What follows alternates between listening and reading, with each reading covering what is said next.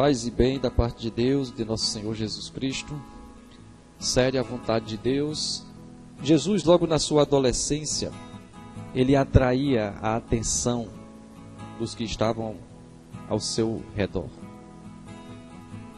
Pela sabedoria, pela inteligência, pela graça que existia na vida dele,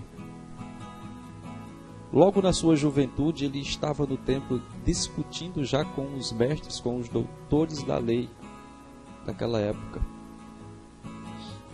E as Escrituras dizem para nós que os homens ficavam maravilhados ao ver tanta sabedoria aquele jovem.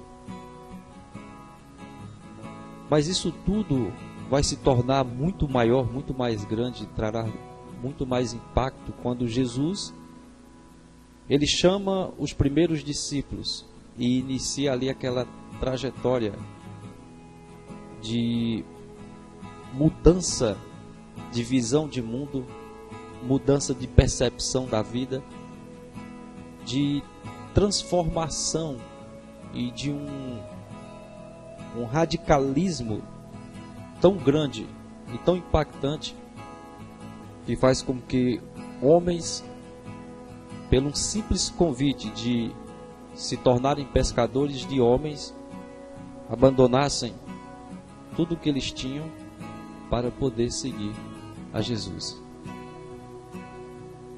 E logo os primeiros discípulos, André, Pedro, Tiago e João, eles começam a andar com Jesus e a conviver com Jesus e logo são impactados e ficam maravilhados pela mensagem de Jesus, pela sabedoria de Jesus, pela inteligência de Jesus, pela honestidade, pela justiça, pelo amor, pela graça, pela bondade que a todo momento emanava de Jesus. Não somente isso, mas a autoridade até mesmo sobre os espíritos malignos.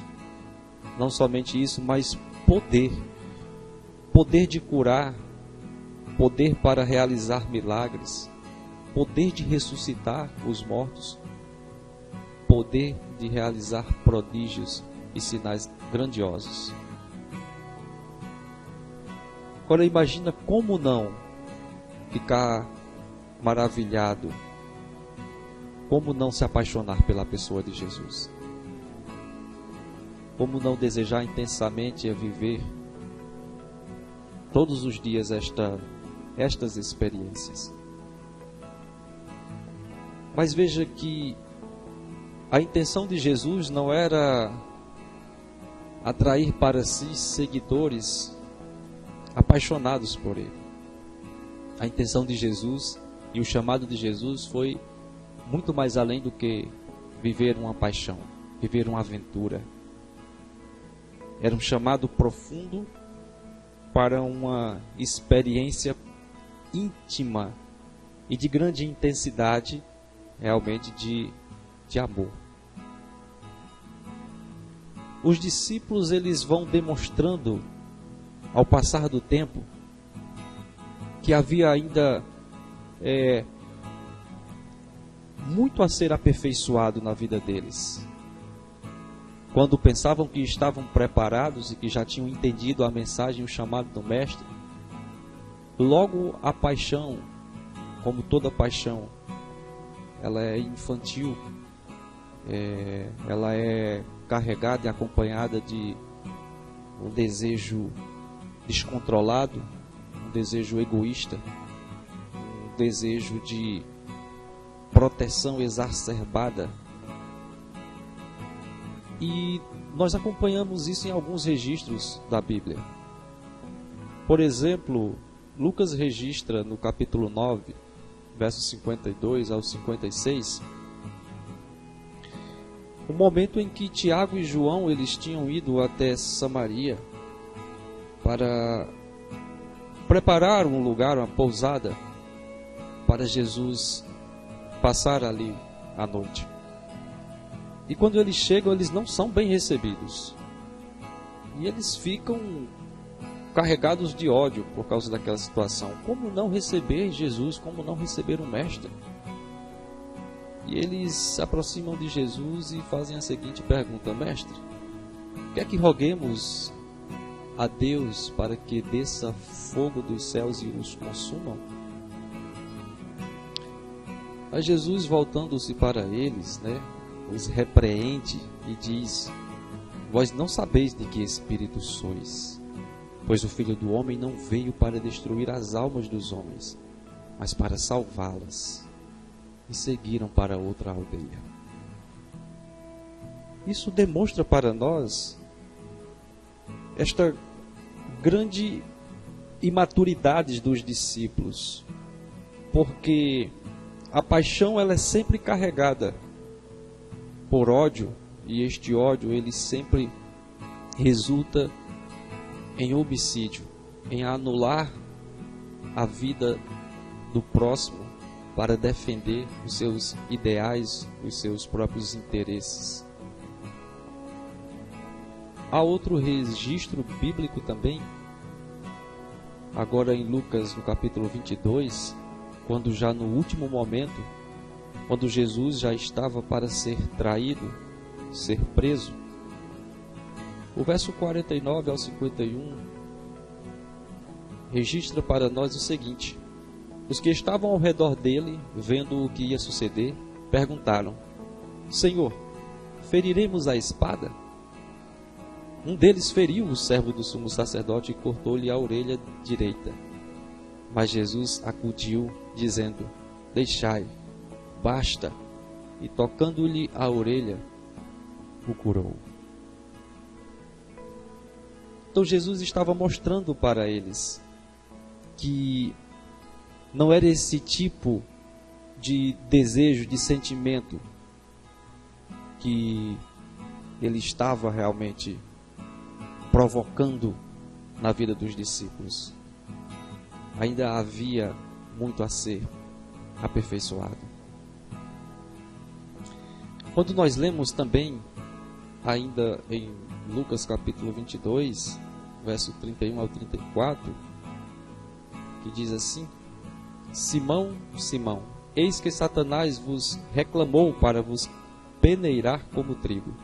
Eu, porém, roguei por ti, para que a tua fé não desfaleça.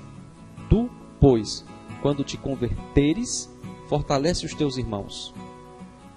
Ele, porém, respondeu: Senhor, estou pronto a ir contigo, tanto para a prisão como para a morte. Mas Jesus lhe disse: Afirmo-te, Pedro, que hoje 3 vezes negarás que me conheces, antes que o galo cante. Então veja que Jesus repreende a Pedro. Pedro achava que já estava preparado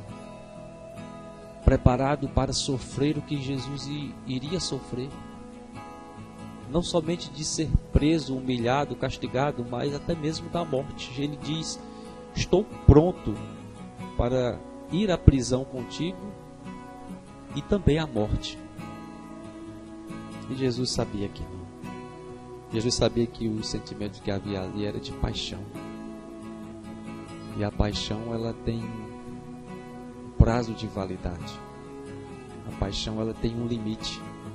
E o limite da paixão é quando a realidade, a verdade do contexto de vida, ele nos aperta de tal forma, causa medo de tal forma, pavor de tal forma, que logo é revelado o que há realmente no coração.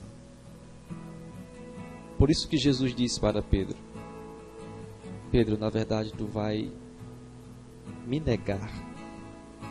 Vai negar que me conhece. E é isso que acontece. Aquele que achava estar preparado, quando chega diante da oportunidade dele demonstrar maturidade e um amor realmente pelo Mestre, de tudo aquilo que ele conheceu, viu e foi impactado, ele nega. Não o conheço. Essa é a resposta de Pedro para aqueles que vieram para prendê-lo. Não o conheço, diz Pedro. exemplo, Jesus, em todo o seu ministério, ele mostrou para nós, por meio de todas as suas ações, que nos ama. Paulo compreende isso em Romanos capítulo de número 5, ele escreve, verso 8 ao 10, mas Deus prova o seu próprio amor para conosco pelo fato de ter Cristo morrido por nós, sendo nós ainda pecadores. Logo, muito mais agora, sendo justificados pelo seu sangue, seremos por ele salvos da ira. Porque se nós, quando inimigos, fomos reconciliados com Deus, mediante a morte do seu Filho, muito mais, estando já reconciliados, seremos salvos pela sua vida. João, no capítulo de número 15, verso 12 e 13, Jesus mesmo registra o que é o verdadeiro amor. Verso 12, o meu mandamento é este, que vos ameis uns aos outros, assim como eu vos amei. Ninguém tem maior amor do que este, de dar a alguém a própria vida em favor dos seus amigos. Então aquele que ama está disposto a dar a sua própria vida em favor do seu próximo. Essa é a grande diferença. E é isso que nós precisamos entender. Que Deus amou a nós quando nós éramos inimigos, quando nós éramos pecadores, quando nós éramos contrários à sua vontade, quando nós éramos rebeldes, quando nós o negamos, quando nós o abandonamos. Ele permaneceu fiel ao propósito de nos amar até o fim. Esse é Jesus, o Cristo de Deus.